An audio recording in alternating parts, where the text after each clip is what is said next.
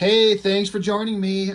This book, WARCHILD, I saw ads for it all over the place, and I swear to God, it never existed, is what I thought for years and years, because I never saw it anywhere, and I never heard anybody talk about it. I'm certain that maybe I just missed conversations about it in the back of other Maximum Press or Extreme Studios titles, because clearly it did exist, but I swear to God, I just saw ads for it everywhere, and it sort of vaguely sounded interesting, you know, but you can't check it out if you never see the damn thing anywhere. So I just thought it was fake for years. But going through that Facebook page where people are selling comics, somebody had this copy. It's a collection of it. And I'm like, well, hell yeah, let's get it. Let's just see how good or bad it is. I didn't know, but I was pretty certain that Liefeld did not draw this, because I'm pretty sure I know pretty much everything he's drawn. But, so who did draw it? And then I was like, oh wait, yeah, Chap Yaep. He was the guy who was going to draw this thing. And he's one of those guys that kind of was on the radar of everybody for a while. When Extreme Studios got started, he showed up and was drawing Team Youngblood, and had that character Dutch that was like his own creator-owned character. And so he kind of had a name for himself, and I don't know how long he drew comics. I don't know if he ever did anything post-Image Comics, Rob Liefeld type stuff. If he ever tried doing anything for Marvel or DC. I don't know. All I do know is that he doesn't draw comics anymore. And so he was kind of he burned bright for a bit. He might have been overshadowed by Stephen Platt. I mean, you're looking at the studio that, Extreme Studios had. They had some, look, let's just call it what it is, you know what I mean? Not trying to be rude, but, they had a bunch of horrible fucking artists that were really young, but most of those artists grew to be incredible artists. And, they learned the craft and became incredibly good comic creators and illustrators and artists. So, but at the time, there's just a bunch of kids that were drawing these books, and Liefeld was a kid too, and Liefeld didn't have this is just my opinion, but when you look at Wildstorm or Top Cow, who were the guys running those and choosing artists to draw for them? You got Jim Lee and Mark Silvestri, the two best artists of the Image guys. And in my opinion, Silvestri, one of the best artists working in comics ever. And so they're the ones who get to pick artists and then teach them and instruct them. Using that same logic, you got Liefeld, who he is what he is. I said it a lot, whatever. You all know. He doesn't understand fundamentals on any level. So what is he going to teach a bunch of kids? I think what these kids learn from him is a big, explosive, pretty exciting, splash-pagey art. Storytelling is, I'm not going to presume to understand their mindset and say it's like a distant second, but they didn't understand it. So I was kind of curious, so Chap had been drawing comics for a little while, and he kind of developed, he developed fast and got kind of good. He could render a pretty impressive image, as we will see inside this book. The problem is, I've said this whenever I've reviewed Chap's work, from his earliest stuff, I think the first thing I ever saw from him that I'm aware of was drawing the final issue of Youngblood, the issue 5 that was in the backup of Brigade 4. It was like the worst drawing combined with the worst storytelling ever. Then he got on to Team Youngblood, and he started out, he was kind of okay, but he stayed on it for a while. He drew a lot of pages, and his rendering and his art got pretty dang good for a Extreme Studios kind of artist. But as I've kind of thought before with other books of his I saw, sorry, you probably can hear in the background, I live just a few minutes away from an air base, literally a few minutes, and there's an air show going on tomorrow and maybe even part of it today. So there's a lot of jets flying overhead. If you hear that in the background, sorry, I can't make the jets go away. It's a sound of freedom, so I love it. It's cool. But anyway, his the storytelling is just missing in so many places, and it's kind of hidden under like a veneer of big, pretty Image Comics art. And I think that's the problem with Chap, at least at this level. It's visually kind of pretty. You know, a young teenage kid might look at this and go, God, that's exciting. Look at this stuff. And we'll see the artwork on the inside. But the storytelling, there were several points in this book where I'm like, what the fuck is going on? It's a combination of the storytelling and I would assume the script that was handed over. So we'll get into that. Starting with the cover here, of course, it's a Liefeld cover. You know, the back, it's got some old image that these characters don't look like this at all, at least the main character there. The whole clever thing, it's called WARCHILD, but I thought the character's name, this dude and this dude, it's Sword and Stone. Very clever. Why he changed it to WARCHILD, I don't know if it was a copyright thing. I would guess. Liefeld art is Liefeld art, you know. I can't get past the sword. Look at those hands holding that sword. Like two little fingers barely holding onto it, and this other hand here not even holding onto it at all. And then the other thing is like the sword, it's like it bends. Like the sword is flat on one plane going this direction, but as you travel up, it's like the sword twists to face us flat. It's bent. This is just the level of paying attention that Mr. Liefeld just doesn't do. But people that are his fans want to look at it and be like, look, it's just the coolest thing. Look, it's awesome. It's fucking cool. All right, great. Good for you. Glad to hear it. Creator, writer, Rob Liefeld. Pencils, Chap Yaep. Pencils, story. Chapter 2, pages 4 through 19. So on book 2, they gave those pages to John Stinsman.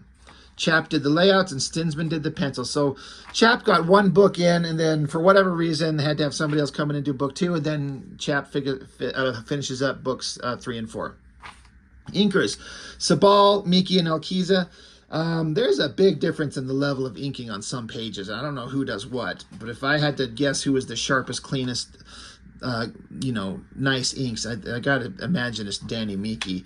Sabal and Alkiza, there's some places where it stood out as like, this suddenly looks a lot different. So here is a little forward from Liefeld from 1996. He's talking about when he was young, he imagined fantastical stories and blah, blah, blah. And so here's a story that I had in mind, and so now you get to read it.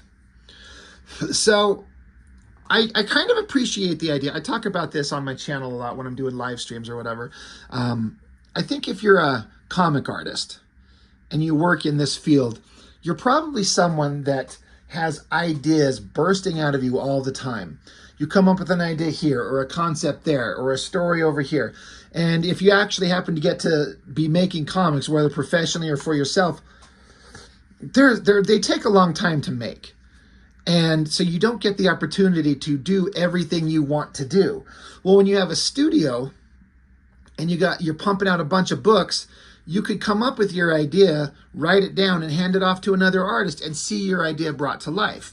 So that's fun. If I had that ability, if I had a studio and a bunch of artists and I could just be like, hey, here's this concept, here's that concept, and watch all my ideas come to life, that's actually pretty exciting. But I got to be real. I feel like having read this story, I just sat here and read this book, I think there's actually some kind of interesting ideas. There's some interesting story points and some storytelling elements. I'm like, that's interesting. I kind of like that. That's interesting. But I feel like Rob Liefeld pulled I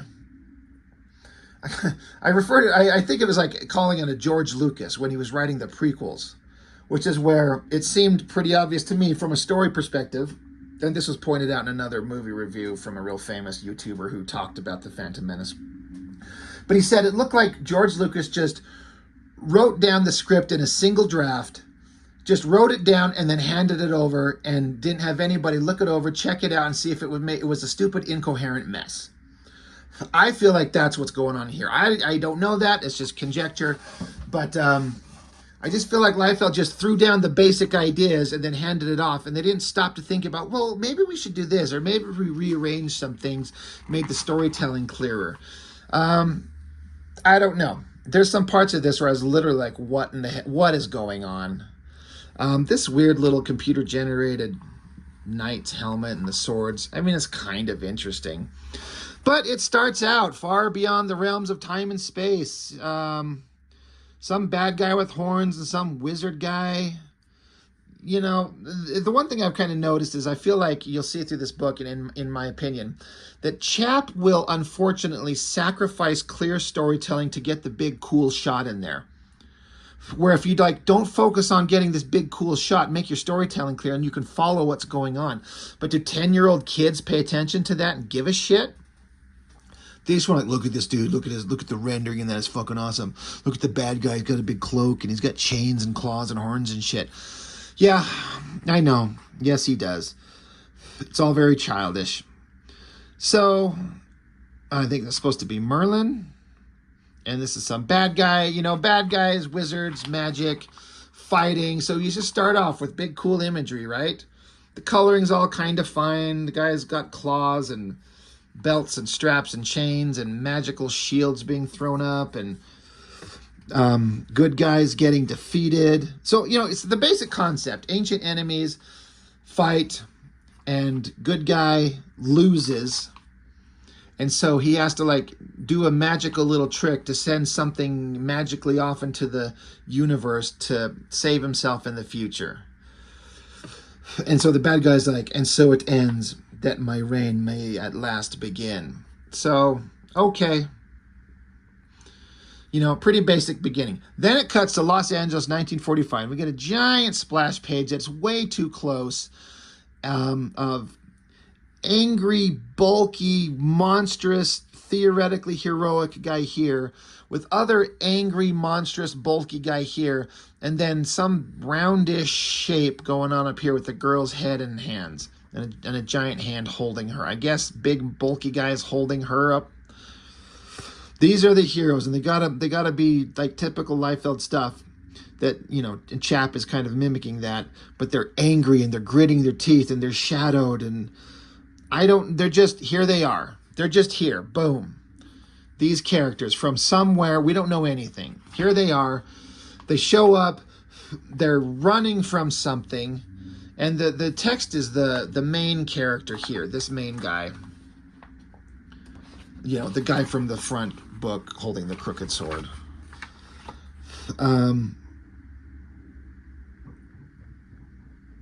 It's just, I'm not even going to be bothered to read some of that text.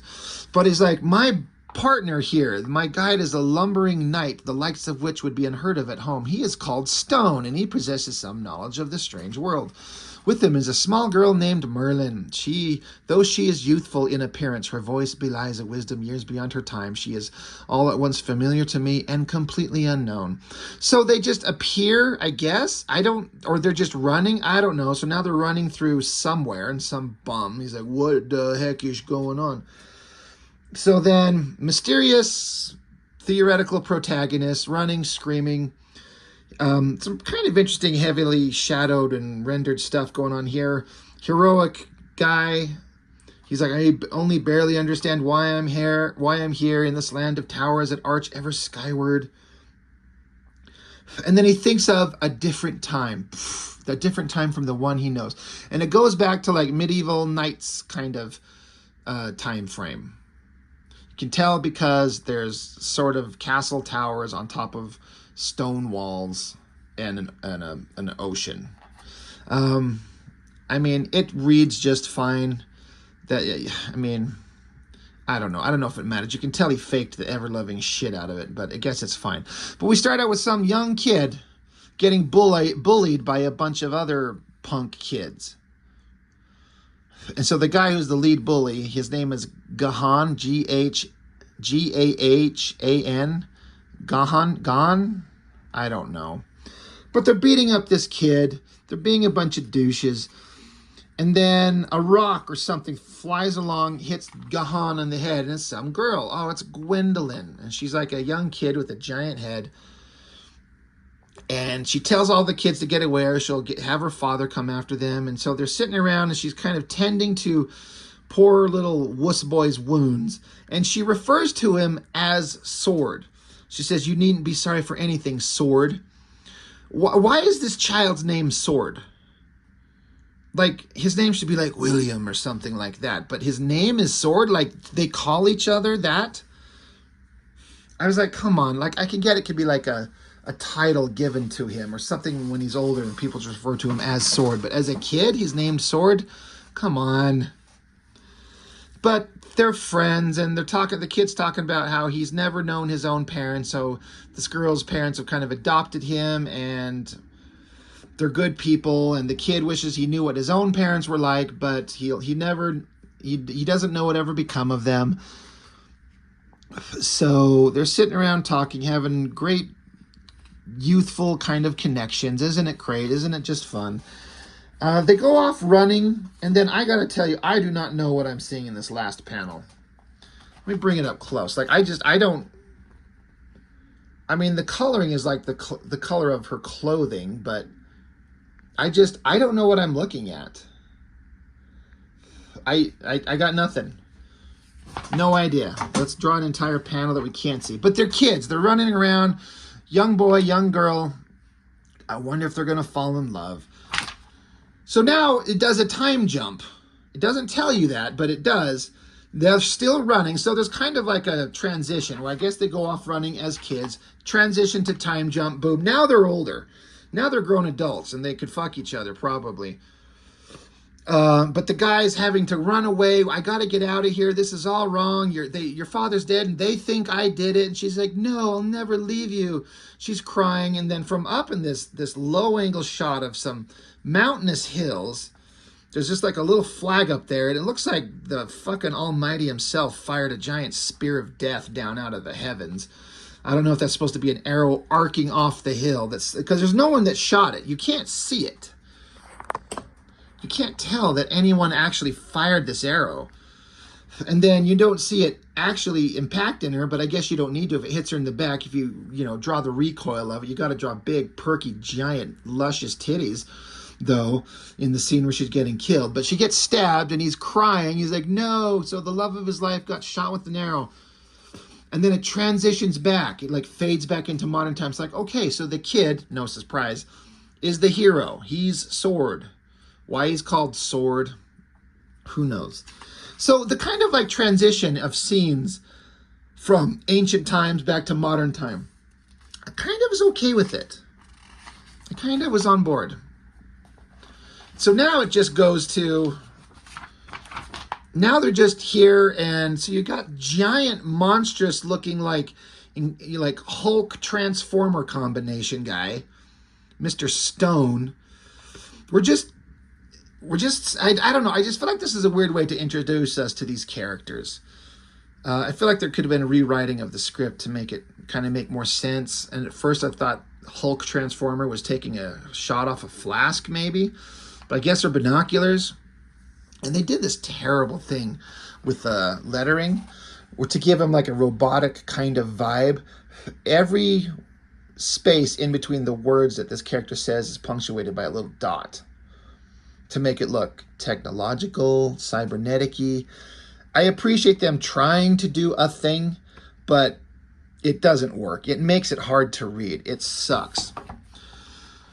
But I guess these two barely know each other, so how they met, who knows? Why are they friends? Don't know. Why does the girl know them? Don't know. Why does he got a big old giant flask-looking pair of binoculars? Don't know, don't care. But then the girl,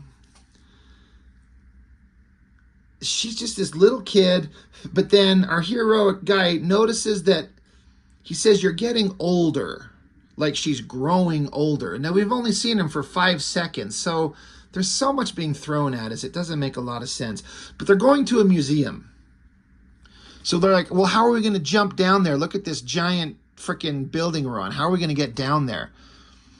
So Hulk Transformer does something. I can't tell what's going on. It's like some pieces of him are moving. I don't know what happened. I don't know what difference has taken place here. But he tells them all to like jump on his back. And they're like, okay, well, let's go. We got to get off these buildings and down into the museum. So jump on. So we get a big, giant, reasonably fucking awesome double page spread. I will give this to Chap. He doesn't have storytelling chops, but he can concoct a big, awesome double page spread. And I'll be real, being as real as I can, this is better than most of the stuff Liefeld was doing in this era. Now, you could say that, well, this doesn't exist without Liefeld's influence and hiring him and teaching him. 100% correct. But the student is exceeding the master in some instances. And that's pretty badass. Liefeld couldn't be bothered to draw backgrounds like that at all. And they're not even great backgrounds, but there's an attempt at like high perspective. And it's just pretty awesome, you know? So this is a victory right here. So there's more text from Sword as he's talking about, oh, my giant cybernetic companion and this kid, whatever. So they're jumping down, and then here's where some storytelling suddenly goes skew. So there's a window and they're breaking through, but I cannot make heads or tail of what I'm looking at here. Like, I guess I could see like a silhouette of the main hero's head and his swords and shit hanging out of his back and his cape, and then that's the girl next to him. But where's giant Transformer Hulk? I mean, I can't tell you what this silhouette, this shape is. I just don't know. Like, you tell me. I don't see it. And then the next two panels are more silhouettes and smoke, and I can't tell what I'm looking at. It's completely unclear. So it's like, why are they even there? So they smash through the glass, land there, and now we've got to like make our heroes look like Satan. Like, look, he's this angry, teeth-gritted, dark-eyed monster, and he's supposed to be like the hero. And why would you have this intense look on your face? We have seen nothing on this character's face but that look, you know, of screamy, angry face. Where's that introductory page of him? You know, that's just all he does. It's kind of ridiculous. The inking is pretty solid. Nice, sharp, clean lines everywhere. Anyway, they're looking for Sword's sword. His name is Sword. He needs to have a sword. You got to go find the sword. So they bust through the glass, and then, oh, look, it's just a box, and it's just sticking in it. Oh, it's like, okay, well, there it is. There's our sword. Good job. And then, so it cuts back to, I mean, I don't know what we're looking at here. This is like a walking path and a cave. So I guess this is going back in time when Sword and he had his babe girlfriend got shot by an arrow.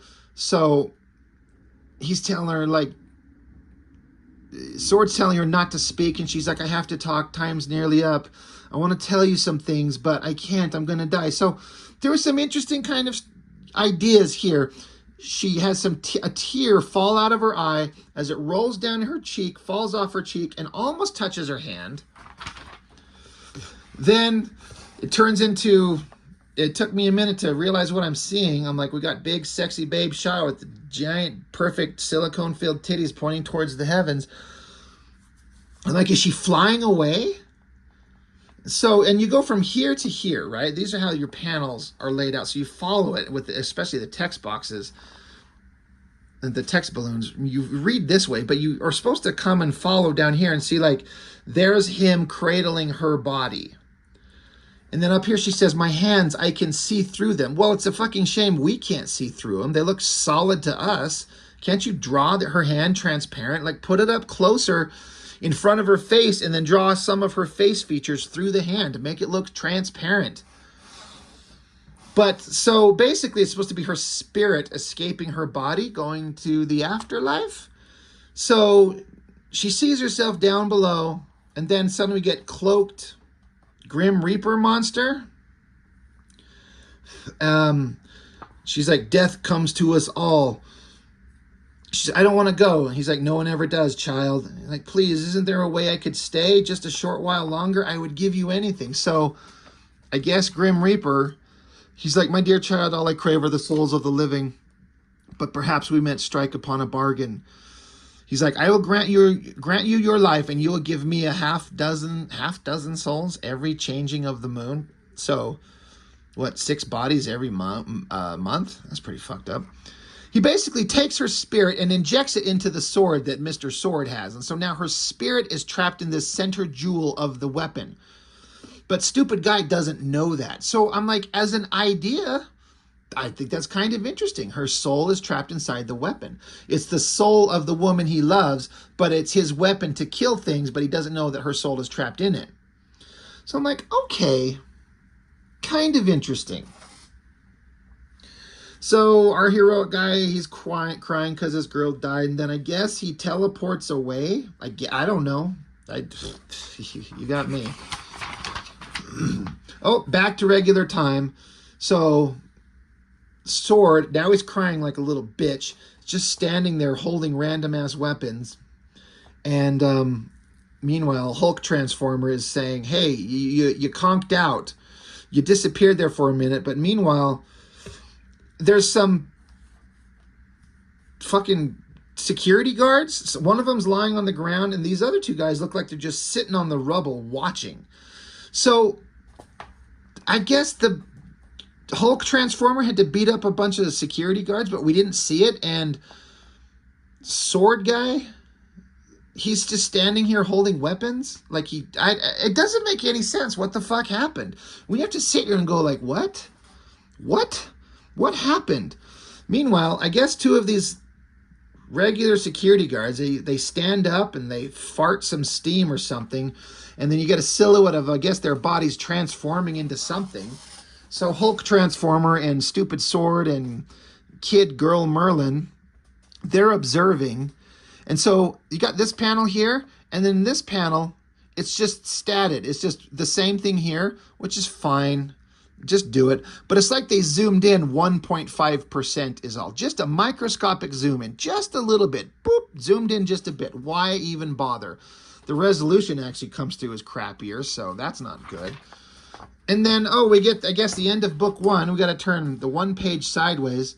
So here's our heroes, Transformer Hulk, Girl Merlin, and Stupid Sword. And there's some red clawed demon Satan thing, and then a giant teddy bear rat monster.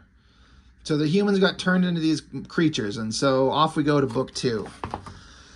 Okay, like I said, some interesting ideas going on, but so much I'm like, it's just, I feel like the introduction to these characters could have been done differently. Too much is thrown at us. So here's cover for book two by Chap. Pretty awesome, the way that the gridded face and the hands coming forward holding the sword. Look how Chap made it look like our boy Sword is holding on to that weapon and got the hands and fingers folded correctly to make it look like he's actually holding that weapon. Let's compare and contrast that with that. Like, come on. It's not even close who did it better. Chap is the king of that. And then that's Liefeld's variant cover. Look at his hand holding his sword there. It's not even holding on to the fucking blade. It's just whatever. So now book two. We're on to book two. There's some bird thing flying through the sky. And then again, Chap for the win. Look at the buildings here. Like, he put in some effort. His boss could not do this if you had to. Like, there's just no way. There's no way he could pull this off. So Chap nailing it there. There's some god-awful, like, psychotically insane, massively sized Tower of Satan in the background. So I don't know if this is supposed to be some alternate world where there's a giant Satan tower that's bigger than half the city itself in the background, and people are just like, oh, that's cool. Look at that cool building. In fact, it says here, 8 months since the city's infamous Black Tower was erected by a reclusive industrial magnate outmatched in eccentricity only by the legendary Howard Hughes. 8 months since the mayor warned his panicked constituency not to jump to conclusions and not to accept things for what they seem. Okay, so a giant, massive Tower of Satan isn't something to be worried about. That's fine. Little bird creature comes flying in. So he's got the body of like a super heroic man. I'm like, all right, well, I guess he's a bird man. But oh, wait, no, he's actually really tiny. He's got the body of a man, but he is the size of a bird. So there's the bad guy himself. Is this the evil douchebag from the opening scene fighting the heroic Merlin guy or whatever the hell he was? His name's the Black Knight. Pretty good, awesome, giant, monstrous villainous shot, right? Capes and spikes and chains. I looked at this and I feel like, I wonder if Chap was kind of looking at some of the stuff Stephen Platt was doing, has kind of incorporated some of that, because I feel like there's some of that in here. I could be wrong. And of course, we got Morgana. She's down here talking some shit. So they're bad guys doing bad guy shit. And then we get an elevated shot of the throne room he's in. He's got a bowl of goo, some chained up hand up here.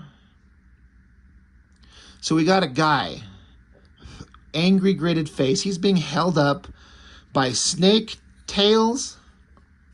And I mean, this is a bad crop. Look at this guy being strung up by his arms and legs. There's actual chains sort of illustrated holding his arms up. But the way that they're illustrated, they line up perfectly on both sides with the edge of the window. So it kind of looks like his hands are outside the window, or so. It doesn't make sense. It looks really weird. You could have just well, don't put a fucking window there. Or if you do, offset it, or do something to make his arms look like they're separate there. Even the coloring fucked it up. I think the colors might have done the most damage there, because there's a texture around the window, and then there's it's supposed to be chains over here, but it looks like cloth. But it's very much a different texture. So the colors kind of blew it. But anyway, bad guy. They're saying, they refer to this guy as Gahan. So the kid who was the bully in issue 1, this is him strung up, being tortured by the bad guys. Okay, that's cool.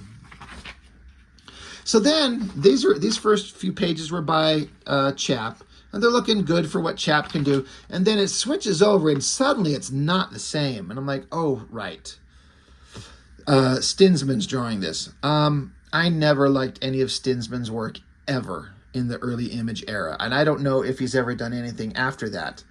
I never saw it anywhere, but I never thought he was that good. I don't mean any disrespect to him, but it's just not there. There's nothing there that I thought really worked. And compared to what Chap was doing, this is kind of light stuff. Anyway, the monsters that our heroes were fighting. God, this story. We're only on issue 2. Laser shoots across there. The sword jumps out of the way. Why is there shattered glass? I don't know. Red pointy demon hellhound guy comes along, stabs, I guess, sword in the shoulder. And then so sword just kicks him in the face. Okay. Laser blast blowing up. Who's shooting the laser blast? I guess the giant rat dog thing. He can shoot lasers. And so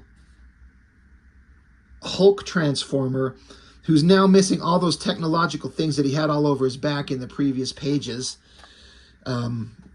he's telling Merlin Girl, he's like, I can't fight this monster and protect you at the same time. So it took me a minute to realize what was going on here. He's just kind of looking at his arm. And then in this panel, I thought he ripped off his robotic cock or something like that and handed it to her. But I guess what he did is he ripped off his left arm.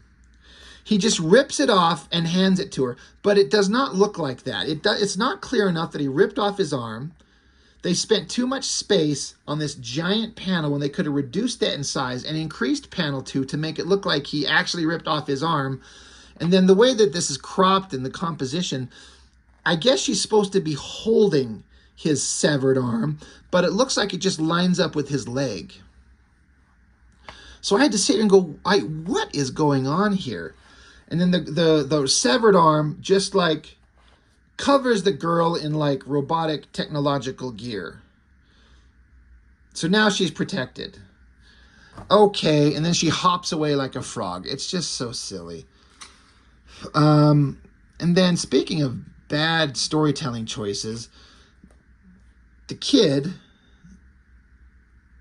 I mean, is this the fuck? This girl who's in the armor is this girl that was in a tarp for a dress, but then the technological gear forms on her. So now I guess her tarp dress is gone, but she's not wearing a bandana in any panel. But now suddenly she's got a bandana on, so I guess this is her. So shit storytelling, guys. Come the fuck on. I'm like, who's this? Who's this? Anyway, so Sword in the background here, he's jumping, and there's like 2 images of him as he flips. And then it took me a second looking at this to be like, wait, what? Oh, okay. So the idea is that he jumped, flipped, and sliced and cut this guy's head in half. But he's traveling from left to right in this panel here. And then the shot that they chose in the next one is him going like right to left. But the spin of his weapon should be coming left to right. I really feel like this panel should have been flipped. It should be the other way. The idea is reasonably cool. Jump, flip, slice. But from the shot composition choices, doesn't work. So then he lands, and I guess more bad storytelling. I can't understand. I just took it as the guys whose head he split is trying to reform back together. But then stupid sword staring at him, and then suddenly there's 2 of these monsters. So did he split him, and then he split into 2 pieces, and now there's 2 of them? Because clearly there's 2, but it didn't read. But I guess you chop one. He's like Hydra. You cut off 1 head, you get 2, some shit. So then the girl, who's now wearing Transformer Hulk's arm, so now it's armor, get it? He shows up, and she shows up and distracts stupid sword, while meanwhile a bunch of like fists. So now I guess Red Clawed Hellhound Satan guy can stretch like Mr. Fantastic. So pow pow pow pow pow pow, you got Mr. Fantastic. And then they sent him flying back. But they sent him flying into the display that had the sword that they were there to get in the first place. It's like, oh, God, you didn't just go get that thing the first... You were there and you didn't just instantly pick it up? So now there's the sword. Meanwhile, girl's looking around, and Hulk Transformer is fighting giant rat bear thing. And the thing that's interesting to me that just kept confusing me, that kept throwing me off, is like, it wasn't clear that he ripped off his arm. I didn't piece this together until I got later on in this book, several pages deeper, and I had to come back and have it explained to me. I'm like, what? Way, way, way. All these pages down here, they're like, hey, his arm is reforming. I'm like, when did he lose his fucking arm? So I flipped all these pages back here to see. I'm like, oh, he ripped his arm off? Okay, so then he's fighting the rat bear thing, and I guess they go through a hole in the wall to a hole in the ground, I guess, and they're falling. And so Transformer Hulk starts thinking back about his history. Some kind of city shot. I don't know why the panel is littered with a bunch of, I don't know if they're oil barrels. I don't know what they are. I don't know what these things are supposed to be. They're not bullet casings, because that's not what they look like even close.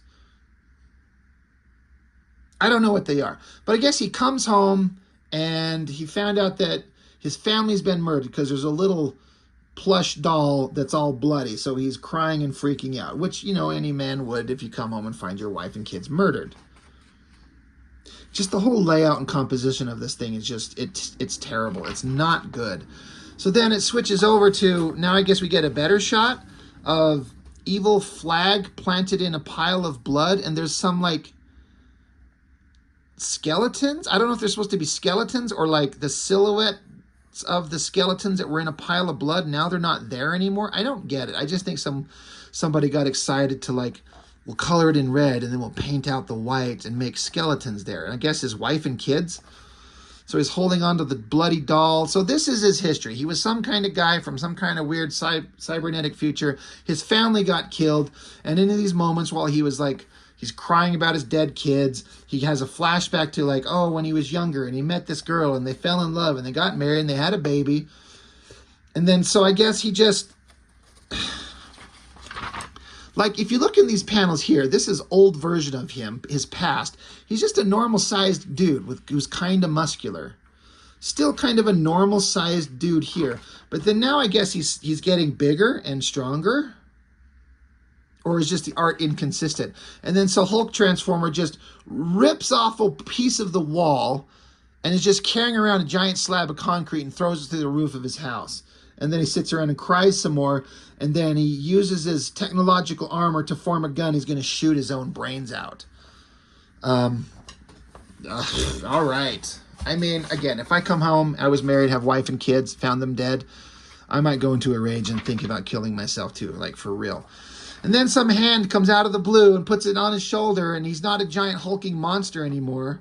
And he's kind of like, oh, you've got a destiny. Let's go. Took him.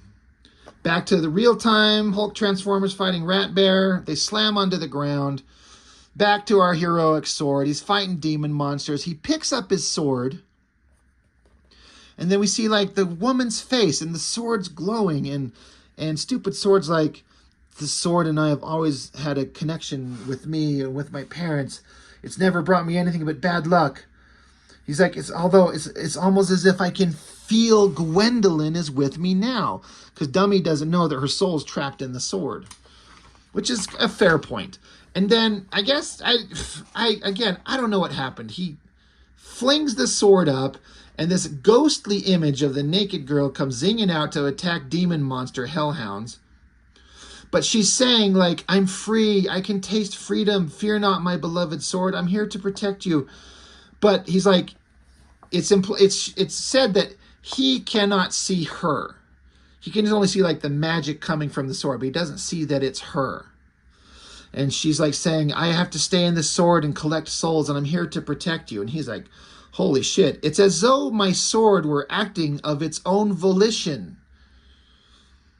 Which is a thing I've only ever heard in Chris Claremont X-Men comics. So I'm pretty sure I know where he got that from. So he's standing there checking out his sword, and Merlin Girl, who's covered in like armor from Hulk Transformer's body, it's getting convoluted now. But it's like, oh wait, look, the little toddler girl has now grown up into like teenage young woman. Her, they're like, fuck, you're growing up. And he's like, yeah. He literally says, and with me, and with my newly advanced age comes all the accoutrements that give young women their charm. I'm not entirely certain this is a good thing. So he's pointing out that so this is Merlin, a man trapped in a kid's body. And now that she's growing up and she's got titties and shit, he's like, oh, this sucks. Meanwhile, in the background, rat bear creature things comes blowing out of the ground. Flops on the ground, and Hulk Transformer shows up. But in all these panels, never once do they show that he's missing his left arm that he ripped off. How easy would it have been to show a one-armed, giant, cybernetic, hulking monster of a guy with only one arm fighting this creature? That would have been some of the most visually interesting stuff to do. But it's like Stinsman goes out of his way to not show the fact that he's missing an arm, which is why I was confused for so long. Cut back to the Black Tower, and we got the main bad guy, the Black Knight, and Morgana. They're staring into this puddle of goo, and then she's sitting on top of it. What's funny is, like, you look in this panel here, there's no chairs anywhere. But then suddenly in this panel, right here, he's sitting in his throne that's like 3.5 feet away from it as she gets inside the pool. She wants to go and fight the good guys. And he's like, fine, go fight them. I don't tolerate, failure. So go fight them. So the way that she transports herself there is she crawls into the cauldron and sinks down into it, which I actually think is a visually interesting idea. It's pulled off kind of half-assedly, but reasonably well enough. It's kind of fine. But the concept is like, that's kind of neat.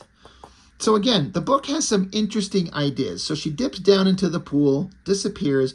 Cut back to Stupid Sword and Stupid Rat Bear creature that's dead now because Hulk Transformer beat him up. Now they're standing there. The girl's getting hot. The guy's reforming his own arm. And Stupid Sword's like, I'm kind of bonded to this sword. There's something about it that's special. Yeah, we know. Then the cops are showing up, so they got to run. They got to get out of here, so they're running up the stairs.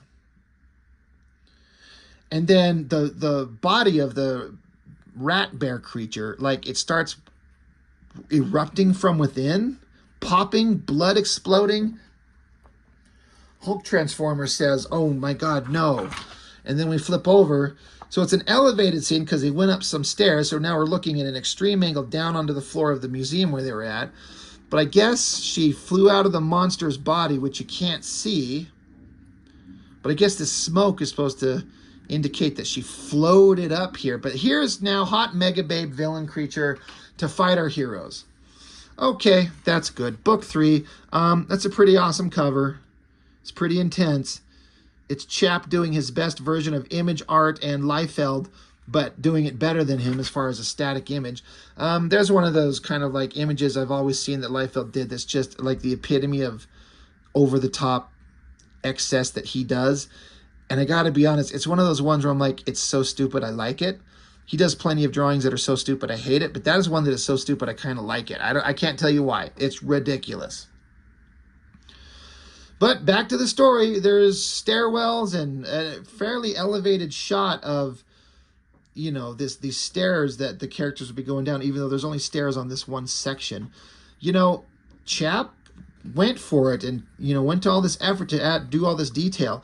It's kind of disorienting and weird, which is kind of okay for the kind of shot choice he made.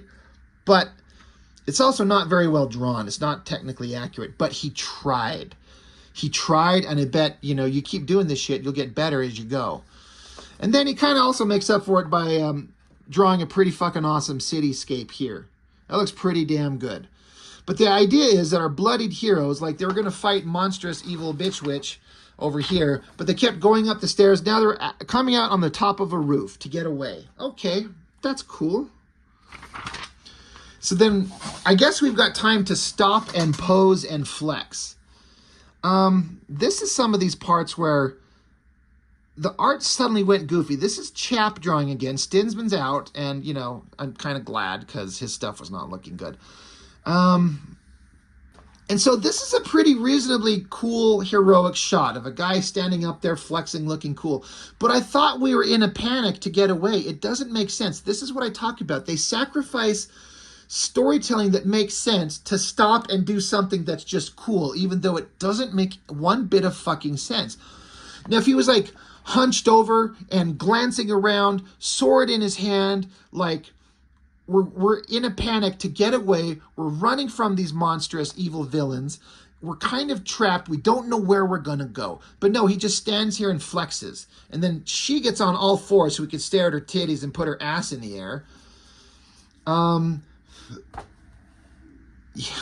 And then, out of somewhere below them, a ball of fire, and then here comes Evil Witch Morgana Lady. And, you know, I kind of don't mind her design. I like the sexy ladies. Cape and horns and medieval bikini. It's fine. They got that stupid little micro bird creature. And they brought up the rat bear creature. So I was like, oh, they probably brought this thing because they brought it to life where it's not dead, right? That was my first thought. Kind of don't mind the splash pages. Like I've said, I'm repeating myself. When Chap is given the opportunity to just draw a single awesome image, he does it better than Liefeld. But his storytelling is where it's falling apart. Now, that's not going on here because you can't fall apart when you've got a double page spread and 3 panels. But Evil Witch is showing up. I think the energy coming off this crackling sphere around them is pretty goddamn good. That looks good. But it took me a minute because you flip the page and I'm wondering why Rat Bear Creature is giving us a shot straight up into his nuts. But then as I read it, I'm like, oh, it is dead. She just brought the giant creature's body to throw at the heroes like a weapon. She just throws its giant dead carcass at them. And I was like, oh, that's actually kind of cool. That's an interesting idea. There's no reason to draw his fucking, like, spread-ass legs so we're staring up his corn shoot. But that's the choice that Chap made, and we're going to sit here and live with it. So the heroes scatter, and then it explodes on the ground in a giant watoom. Now if this was me, it's like there's smoke and fire exploding. I would have had fucking like shockwaves and blood and guts. Just have the carcass of this thing explode everywhere and have the heroes drenched in like his intestines and his colon and ribs and lungs and shit. And then back up to the girl up here cackling and laughing like she is. Like, isn't that great? It's fucked up. I dropped the giant dead body of this thing and she thinks it's great. So, missed opportunity. And so now, even though all the heroes scattered in different directions, this is fucking storytelling 101, Robot Transformer went this way towards the edge of the roof, but then Stupid Sword and Stupid Hot Merlin Girl, they went other directions. Giant explosion.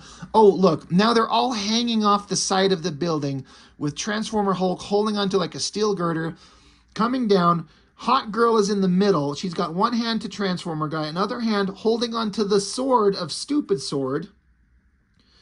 And then there's two panels of like smoke and little bits of brick. These panels are 100% unnecessary. They do not do anything. But they're all hanging off. And I don't mind the concept of like explosion. They all went over and they're all barely hanging on. How do you get out of this? But you fucking just showed them scattering in different directions. They all can't end up on the right if two of them went left. The fuck do I know? So now it's another weird twisted angle, but you get the idea. The sense of height and everything. Coloring's pretty good. The robot guy's like, just hold on. I can't transform and fly like I did before because my technological shit's malfunctioning. Well, what are we going to do? And so then Stupid Sword, like the girl says, we're doomed. And so Stupid Sword's like, doomed, doomed. And then he has like a weird flashback. And this is another place where I was looking at the inking just got, the sharp, crisp line work is just not there anymore. It's very different. So I'm going to say this is not Miki doing this. It's not bad. I'm not saying that, but I remember reading this going, somebody else is doing this. This is not the same. But anyway, back to this incredibly engaging story. Sword is freaking out, and then he comes back to a time when he's having a vision of something back in the past. So I don't know that this Dutch angle, like cranked way the fuck up on its side like this, is necessary. I think it's better than a flat static shot, which would have been fine, but maybe tilted just a little bit, but this extreme angle, it's fine. But at least he went to the effort to draw in the details on these old-timey buildings. But man is with baby and woman is dying. And again, in this last panel here, can you make out what you're seeing? Because I'm familiar with comics, I can see like one glowing eye and a nose, but I bet if you handed this to somebody who's never read comics and says, what are you looking at? They would not be able to decipher what that is. But flip it over, and I guess it's Merlin guy from the beginning, and this is baby Sword, and his mother, she's dying, and so she's making Merlin promise that take my baby and care for him and see that he never comes to harm. And he's like, okay, I will. Good job. So mom, who's obviously a hot supermodel, because every girl in these comics are, and I would draw them the same way, so fuck me. So now it's Merlin's trudging along, got the kid, and he's like, yeah, I made a promise, but I don't know how to raise a kid. What do I do? How can I pawn this fucking little crotch goblin off onto someone else? Then he comes across a scene where the king is being attacked by a bunch of vagabonds, and they're not doing very well. They're vastly outnumbered, so Merlin casts a magical spell and fucking explodes all the bad guys, it looks like. Just blows them away. And so the king is like, oh, thanks, dude. What do you want? He's like, hey, king, I just saved your life, so you can repay me by taking this little fucking crotch goblin off my hands and raise him as your own. And the king's like, okay. Now, there are certain familiarities to the... I know the basics of the Arthurian legend, because this thing is called Sword in Stone, like Sword in the Stone, like Excalibur. And I know some of the basic premise of Merlin giving a baby to a guy and says, raise this child as your own. So, you know, incorporating some of the Arthurian legend, though I'm surprised I never mentioned Excalibur by name. I don't know if that's not trademarked. Like, it's a fable. So why not incorporate Excalibur? And who fucking cares? Anyway, so you're seeing the backstory suddenly, and why Sword is having this vision. Why are we seeing this now? Then we cut back to the girl they're still being held up on the side of the building. The girl is holding onto the sword. Now, what I would have shown is like the blood, like she's holding onto the sword, so it should be like sliding it down out of her hand, slicing her hand and having blood dripping down it. But he's got blood up the blade when the blood should be going down the blade. And then this could have been just one panel. These are two separate panels. showing her holding up top and him holding on down below. I guess whatever, it might have been harder to draw. That's not a bad panel with the arm and everything like that. But stupid Sword, he's having this flashback to like how Merlin rescued him as a baby and saved his life. And he's got this sense now like, oh, this girl might be Merlin. So he's smiling up at her with a tear in his eye. And she's like, I swear I won't let you down. He's like, I know you won't, Merlin. For some reason, I know. And the fucking Merlin girl should be like, hey, Sword, we don't have time for this. Pay attention, you fucker. We're about to fall and die. We don't have time for you here to be having like psychotic episodes and crying. Who are you, Spawn? Anyway, back up. Morgana, she's up here floating around. Pretty good panel.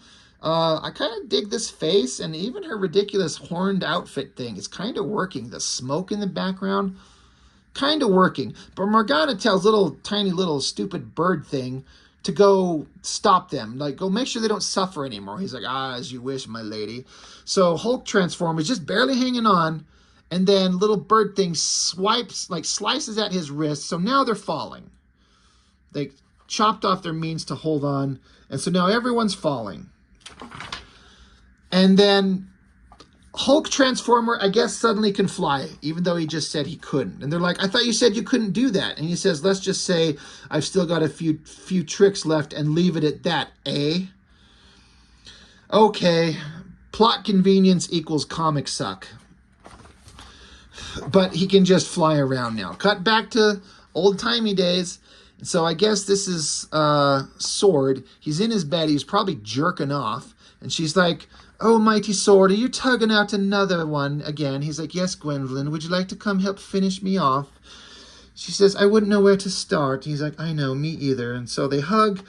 Basically,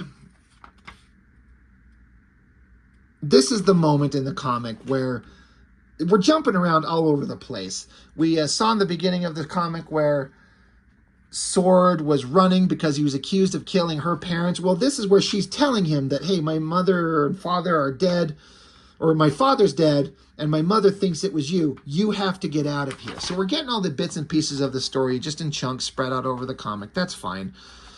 And so off they run. So now we get that part of the story. So now that they were, I don't know, they were fucking falling, and there's a burst of energy. Who did a burst of energy? I don't know. But now, Sword is just lying on the ground. He wakes up, and there's an explosion of something. I don't know what these round shapes are. This is a panel where I'm like, I don't know what I'm looking at. I'm literally just sitting here staring at it, trying to. Is it Sword himself? Because he's got the shield on his back. He's got a sword and he's got a shield and he's usually got bow and arrow. So he should be Captain. He's Captain Shattershield. He's Captain America and Shatterstar and Shaft all in one character. Honestly, that's what Sword is. So he's Captain Shattershield. But I guess maybe the explosion of the ground under him sends him tumbling back. And then there's giant monster. He's like Captain Dick Shield. Just shows up. And it's kind of an interesting drawing, but it's a shame, like, you can't tell where they're at or how he got here or what's going on. So now there's some giant monster. The evil Dick Shield monster. He says, rise, son of weakness, rise and know your doom.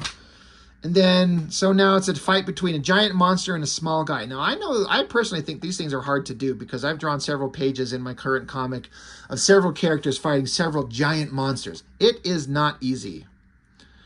But giant monster slams down, and so Captain Shattershield, he's jumping up, and it's like he's going from left to right again, but then we see the sword swing from right to left, and then left to... I mean, it could have been clearer, but basically the premise is that he's swinging his sword at this monster, and then I guess this is Rock Monster's leg, and Captain Shattershield is up against a brick wall, I guess. There's no way. There's no sense of where they're at.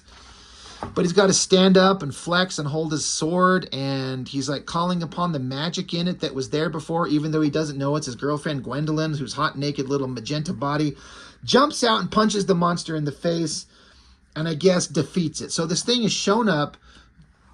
The evil monster Dick Shield shows up, slams at the ground, and then the magic of the sword comes out, and now Dick Shield monster is dead. He's gone. So Captain Shattershield is jumping around through the rubble, out of the way of all the falling rock that I guess was this creature's body. It's an interesting idea. Giant rock monster. I was drawing this exact same thing. I was having a character fight a giant rock monster, and when he defeated it and pummeled it to shit, it rained rubble everywhere and buried the guy. This doesn't read quite like that. Now I guess he's sliding down the side of a building. He's got his sword stabbed in the side of it to stop him. And I guess he gets down to the bottom, and there's the legs of somebody. Our hero turns and looks, and we got a gritting face shot of some bad guy. Must be the Black Knight. So our heroic Captain Shattershield sword, he jumps and gives a speech. Not a bad shot. Interesting face shot, powerful arm and body pose. The hand looks good. I guess he's just jumping at the bad guy, who charges up an energy fist as the sword comes down to hit him. Giant explosion of energy. And then boom, bad guy just has the sword. And stupid sword is just lying on the ground, defeated. And they're in some kind of like, now there's full-on backgrounds. Did they transport themselves somewhere? I don't know what the fuck is going on. I literally read this thing. I'm like, did they teleport? They were on the roof of a building, and then they were falling off. And then our guy's just on the ground, and then he fights a giant rock monster for 2 pages. And then bad guy shows up. He swings a sword at him. Bad guy grabs it, and now they're somewhere else. Bad guy has the sword. Colors were putting in a lot of effort on that page. Good Lord. Book 4. Angry Screamy Faces by Liefeld. No Chap variant, so I guess only Liefeld got to do the cover on this one. So now we're in the Black Tower, the evil Tower of Satan in the modern city. I guess. There's blood dripping. I guess it's supposed to imply there's rain or wind. Dripping blood, evil cackling, and we see, I guess this is our hero's sword. He's screaming no. And then there's a brick wall, and someone gets smashed through it. It doesn't look like sword because he doesn't wear any of the garments and outfit things that our heroic guy is supposed to have on. Like, he's got this stupid spiky mask thing, but this body getting shot through the walls has none of that. So who is it? So I guess it's sword. He gets smacked through a wall, and we see a silhouette where he's supposed to look up and see Merlin and Stone. Now, this looks like a giant stone pole with a giant titty with a floppy dick hanging out of it. But that's supposed to be the silhouette of his muscular buddy. It looks like a titty with a floppy dick. And he's like, Stone, Merlin. So where did they go from falling off the roof of a building to being trapped on this stone pillar, trapped by the bad guy? So we got to do Angry Liefeld face, which is fine because Chap does it better than him. And then we get to do a big, awesome splash page of the villain. I got to be honest with you, that's pretty fucking cool looking. This is Chap doing Liefeld better than Liefeld. Colorings were looking pretty good. The outfit is ridiculous and cool. You know what? There's so much fucking terrible storytelling going on that doesn't make any sense. But then you get these kind of cool shots, and I think this is why people sometimes forgive this stuff. They're like, look how awesome that is. And it's right. That is awesome. So we got to have the big final battle. We got the big silhouette again of the girl and the guy strung up there.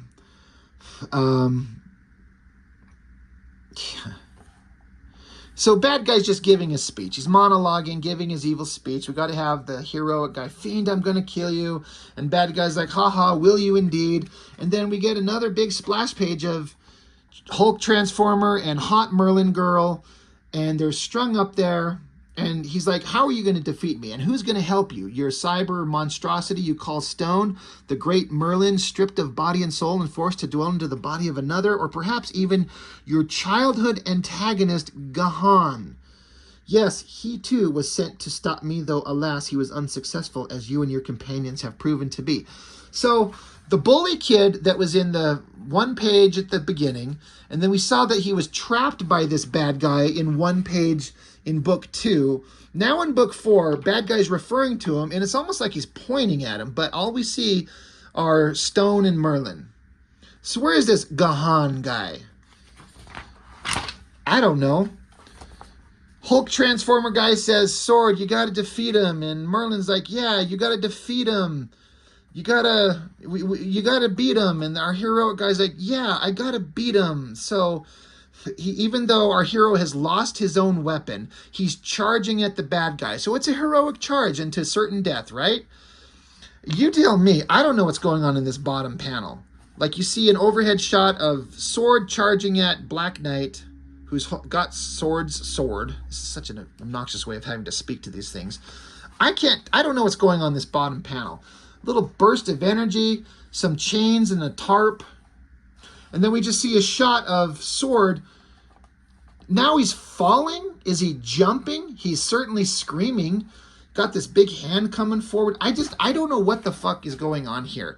But you look at it, you're like, oh, look at this exciting art. Look at this exciting energy. Isn't this awesome? That's an awesome panel. Look at this awesome face. Yeah, but follow along. Where did he go? Why did he go? How did he go? I do not understand what is going on. And then the bad guy is just standing there on a floor.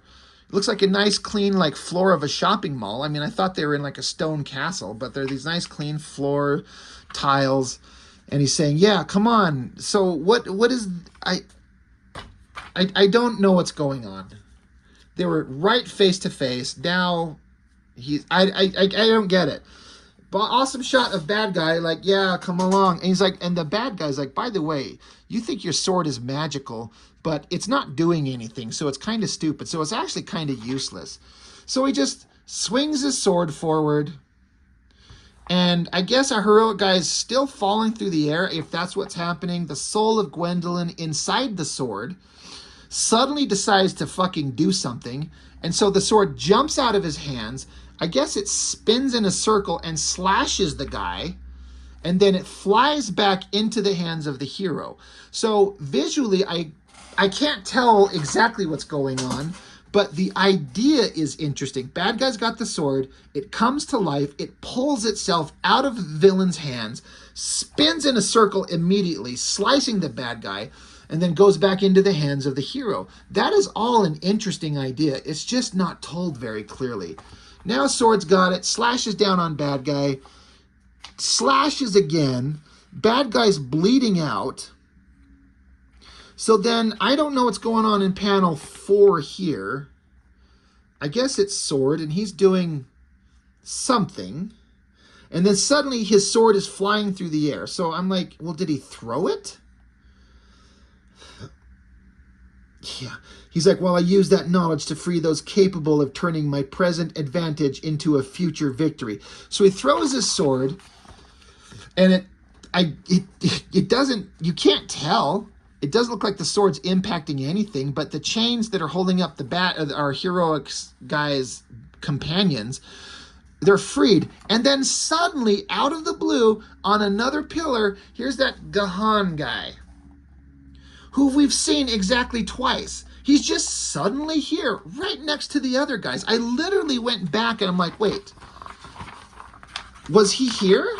They mentioned his name, but I'm like, no, there's one pole. That's all we see. And when he comes into this room, there's the pole where it looks like a titty with a bent cock. It's like he's not here, and then he's just there. Again, this is either terrible script by Liefeld or terrible storytelling by Chap, and I bet you it's a combination of both. But yeah, there's the sword stabbed up there, so it freed Transformer Hulk and Merlin Girl. And so Sword demands that the sword returns to his hand, so it pops out of the stone and goes back to his hand. And that's a good shot of a hand holding a sword. I respect the fuck out of that. I've been trying to do versions of that, and it's hard to get the hand and the folds and the twist to make it look like it's holding a sword. Again, not to put too fine a point on it that I've already done 1,000 times, but certain mega million, mega superstar artists can't even do that. Look at the cover, and look what Chap does. So now, I guess there's goo all over the floor, glowing green, bad guys taking off, and now the goo is bubbling up, and out comes Morgana with more giant furry rat creature things. So I guess we get to fight them. So our heroes are like, are we gonna fight? And then Morgana's like, yeah, you're all gonna fight. So they all start charging at each other, and they're all fighting. It's supposed to be like this dramatic final climactic thing, but it's just not really reading that way. So then Sword takes his weapon, points it at the girl, because now it like responds like a Jedi using the Force because it's magical. So it just goes flying out of his hand, skewers a little bird creature, and then goes flying at Morgana. She sees it coming, so she ducks. And she's like, holy shit, that was close. I almost got hit by that fucking sword. And then in the reflection in her eyes, I guess, Stone, he fucking punches her right in the face. Like, bam. Hell yeah, beat that girl. Equal rights, equal lefts. And then, so while he punches her and distracts her, the sword arcs around behind her, and I guess it spins like a fucking chainsaw in a circle and just splits her from neck to nuts. Like, it would have to shear her in half, and then bam, right back into the hand of our heroic guy. So again, I like all the ideas in here. The visual storytelling of it is severely lacking. And it's like, what, 4, 5, 6, 7, 8, 9 panels on this page. Well, maybe if we wouldn't have wasted so many big splash pages before, you wouldn't be condensing the big, cool, awesome final battle scenes into like 9 panels on one page. But the idea, I think, is pretty badass. So, yeah, the Morgana split, and Merlin girl is like, now she's having like a moment where she's like, that sword has turned our hero. He was an innocent young boy, and we've transformed him into a ruthless killer with as little regard for life as the enemy we seek to defeat. Well, what are you supposed to do when these bad guys are trying to kill you and take over the world? You can either die or you can kill the motherfucker. Anyway, Sword's going off, trying to chase down the Black Knight. And so I think Chap was having some inspiration. Like that panel of like the heavily shadowed, heavily lighted figure hiding behind the pillar. That looks pretty cool. And so there's the Black Knight. And I guess Chap also decided to put on the floor a bunch of xenomorph alien carcasses as like the throne room to the bad guy's transporter room. Like, look, those are straight up xenomorph bodies. Our guy's standing there holding his sword, waiting for their final meeting. And so the sword glows, and the bad guy does a hand glow, and then I guess, I don't know, he throws a bolt of lightning at our hero.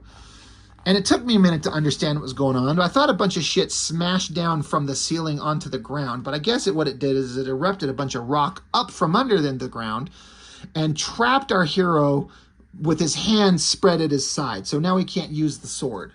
He can't fight. He's trapped. So bad guy's like, haha, I'm awesome. It was a basic spell. I'm awesome. And Sword's like, yeah, my friends will come and get you. And then I guess right at that moment, smashing through another fucking wall is Hulk Transformer. He shows up looking kind of awesome, I guess, and punches at something. I guess he's maybe ripping the bad guy's horns off him. There's some horns flying. They fucked up the text boxes. You see how he's always white boxes with black lettering? Now it's like black boxes with white lettering. It's kind of hard to read. So, I don't know. Bad guy casts a spell on Hulk Transformer. So, Sword, he calls to his weapon. I need you, come to my hand. So the sword comes to his hand. Meanwhile, Merlin girl, and oh yeah, Gahan. So we've only seen him in 4 panels now. He's just there for some fucking reason. He's just there. And then Hulk Transformer gets smashed through a wall. So I guess he got zapped, smashed through a wall. I can't tell. Just the fights going on. Our hero finally, he got free of the stone things holding his arms up. And so bad guy charges up one final blast. That's kind of a good panel. I dig this last panel here. Those hands and the face, kind of cool. Our hero blocks, I guess, the laser that's being blasted at him, even though it's a different color. But maybe it's just the crystal in the sword erupts and blows apart and gets the girl, Gwendolyn. She's free. And so now our hero knows for the first time that he's been carrying around Gwendolyn, the soul of his dead lover, for all this time. So even though the main villain's standing here screaming, freaking out, saying, this ends now, they stop and start looking at each other like they need to make out. We do not have time for this, guys. And then, so, bad guy, he's like, put his cloak back up over his head. He's going to stand there flexing his hand. I'm going to kill you. Gwendolyn's like, I'm so glad to be with you. But boom, oh, remember how her soul was trapped by the Reaper? The Reaper guy shows up. And stupid Black Knight's like, who's that? Who's interfering? Even though we don't see him, you never actually get to see the spirit of the dead, the Reaper himself. You hear him refer to it. But so now Black Knight and the Reaper are having a bro off about who's more evil and who gets to have the spirits of the heroes. So now they're locked in an energy bubble. So Sword just walks up, smiles, and just fucking stabs them both. I mean, you might as well take the opportunity, just kill him, but it's not very heroic. In fact, he looks like a cackling, psychotic, evil monster. But these are all Liefeld characters. So he stabs him, and so the Reaper and the Black Knight... No, just the Black Knight's gone. The Reaper's left. And so the Reaper's like, yes, for now my hunger is satiated, but there is still, however, the matter of your soul, Lady Gwendolyn, for what has passed here today does not in any way alter our bargain. You must return to your place within the sword's blade. So the crystal bubble in the middle of the sword reforms, and so now Sword and Gwendolyn have to say goodbye to each other again. And like, I promise I'll free you, but I'll always be with you. I'll be the weapon, the instrument of destruction in your hands, because I have to send souls to hell 6 a month. So make sure you find 6 people to kill. And he's like, I will. And then she's gone, and then they're sitting around. Where's Gahan? Where is this fucker? God damn it. Remember this panel of this dude that was the bully kid, and then he was trapped, and then he got freed, and now he's right here? He's just nowhere to be seen. He's just not there. And so now you got Sword, Stone, and Merlin sitting around a fire, and they're like, what do we do now? Where do we go? And they're like, whichever way the wind blows. Yeah, blows. Pretty awesome splash page there. That's pretty good. Even though Chap pulled a Liefeld and like didn't bother to make the hand holding the sword properly. It's just he drew a fist forward and then drew a sword coming out of it. That's fine. And then there's some sketches in the back. And another reasonably awesome splash page. That's pretty fucking awesome. Like the extreme perspective on everything. That's pretty cool. So, all right. This went on an hour and almost 20 minutes. So I apologize. I didn't think I would go this long. But it's 4 issues. So again, credit to Liefeld. I think there's some interesting ideas. Credit to Chap Yaep. There's some pages in here that look really good. Problems with Mr. Liefeld's story is the way it was told and the way the story was delved out. Not that great. And problem with Chap, his storytelling is not that great either. It could have been, I think this could have been really, really good. And it was just kind of a couple of decent ideas thrown in the middle of a bunch of splash pages and fights and blood and guts. So there's the sparkle, the hint of interesting stuff. It's almost there. So it's better than I expected in some ways, but it's also just as bad as you would expect from the crap from this studio. That's just not that interesting. I wanted it to be great. I think Chap was really trying his best when he was drawing these things. I really feel like he was really giving it his all. And he kept getting better and better. And I just wanted to like come across some magical thing that was like, oh, this was good. And unfortunately, in the Extreme Studio Maximum Press era, the only time that ever happens is when Alan Moore is writing these books. And that's when it became magical. The rest of the time, it was just juvenile kid excitement. And I wanted it to be awesome. And I think there's potential in there. This story reworked. Maybe make it into a 6-issue series, give it more room to breathe, more room to tell the story. I think there's a spark of something interesting. But it is what it is, and I don't know. I mean, like I said, I never even know that this thing ever actually came out. And in the back of this, at the end, it does say, like they always do. It says the end for now, implying there would be more to come. Did any more stuff of this come out? I seriously doubt it. But anyway, that's it. That's War Child. It is what it is. So, not bad. Not good, but not bad. So that's everything I got. Thanks for watching. I'll see you next time.